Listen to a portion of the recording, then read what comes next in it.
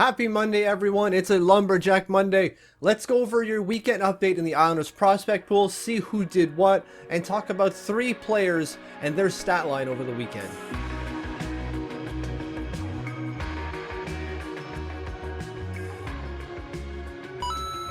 Hit that subscribe button. It's on this side.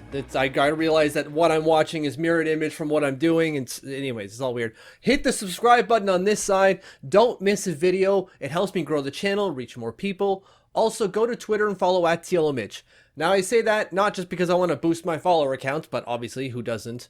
But also because I don't want you to miss any breaking information about Islanders prospects. If I've got something to say on prospects, I typically do it on Twitter. I've been trying real hard to get it on YouTube first, and I think I've done a pretty good job of that, but sometimes I could be slacking, and sometimes I miss the mark, so just in case, hit the follow button on Twitter at @TLOMitch. Let's get you all caught up on what happened in the Islanders prospect pool for January 28th, 29, and 30th. So like I do every Monday, I'm going to flash a bunch of stats on the screen, give you time to read them.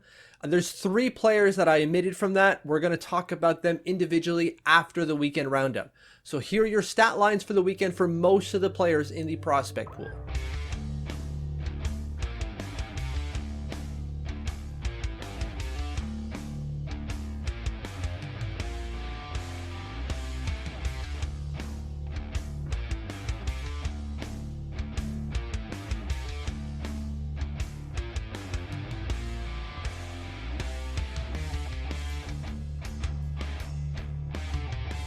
Now let's get to the 3 players I wanted to talk about individually. We've got Collin Adams, Eetu Liukas, and Salo. We keep forgetting about Salo, but he's definitely still a prospect.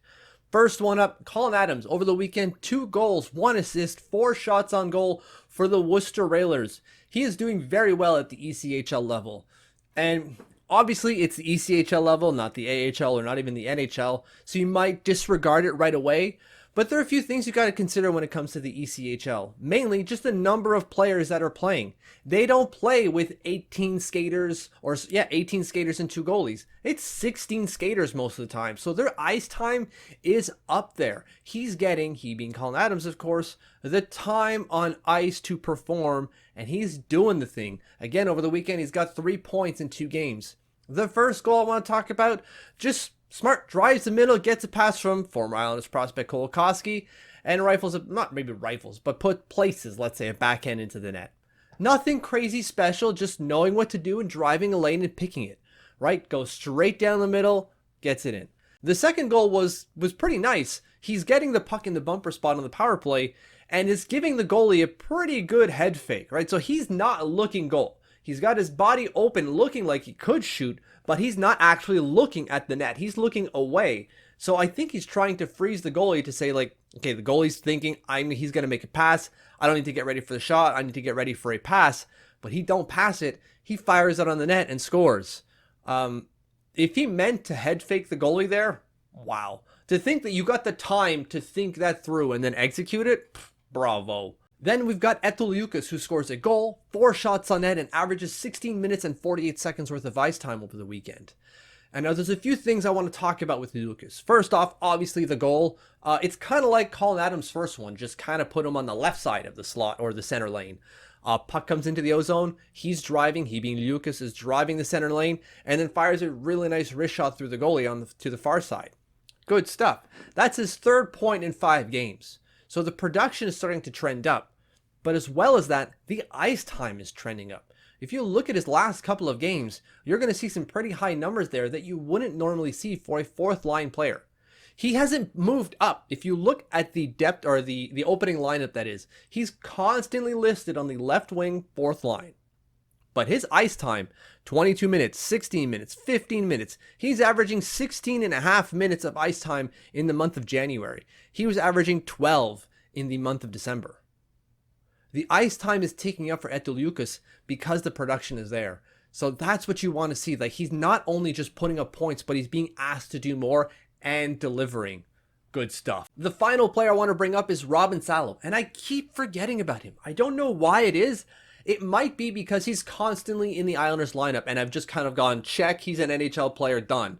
He's still a prospect. If Kiefer Bellows is a prospect, so is Salo. And I think really the difference here, in my head at least, is that Kiefer Bellows isn't in the lineup every night, whereas Robin Salo is. So I think that's the disconnect I'm having. So I'm rectifying that. Robin Salo over the weekend, 1 assist, 1 shot on goal, a giveaway, and 12 minutes and 48 seconds worth of ice time. Not going to generate a whole lot with that little amount of ice time.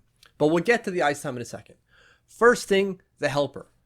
It's nothing crazy. In fact, he does very little outside of throws the puck towards the net. It bounces off a Minnesota Wild player and Brock Nelson buries it.